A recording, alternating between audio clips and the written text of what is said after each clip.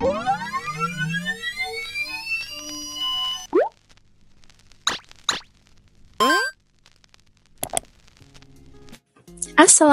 and hello everyone. My name is Amira Berdisha and my message number is 2023-451-102. In today's presentation, I will be sharing some insights about communication ethics.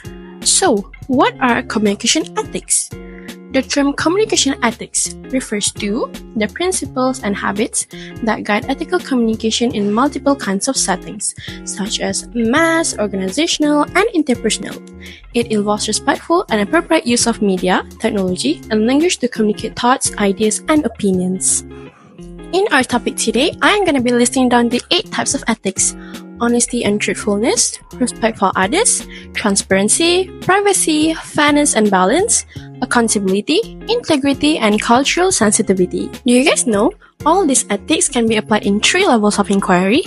The 3 levels are the individual, the organization, and the business system, or rather, the economy. However, for this video, I will be diving deeper to explain the organization level.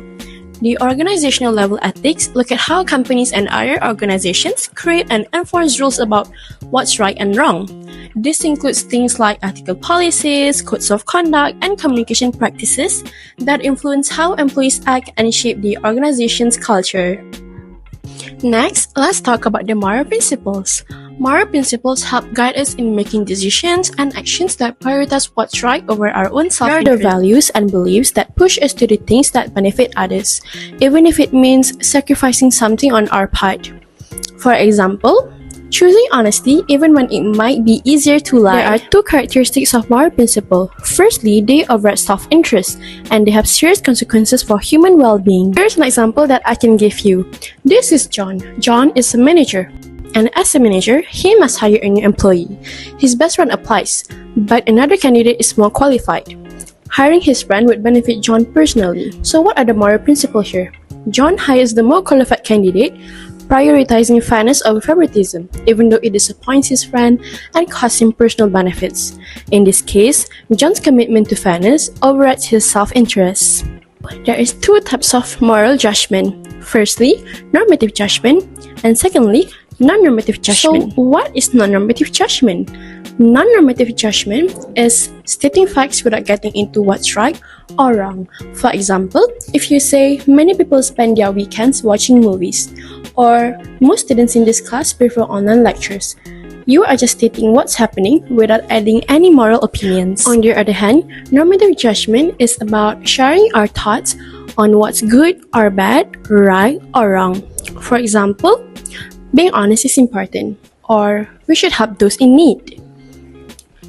You are expressing moral beliefs or values. This judgment comes from our sense of what's fair, kind, or ethical based on our experiences and upbringings or values. Ladies and gentlemen, we've reached to the end of the video. What can I conclude is that when organizations prioritize moral values and recognize the importance of ethical judgment, they create an environment where integrity thrives. Upholding ethical communication not only benefits the organization, but also has a positive impact on society. Let's keep making decisions that contribute to building a better world. Thank you, and remember to keep making ethical choices that shape a brighter future. Bye everyone!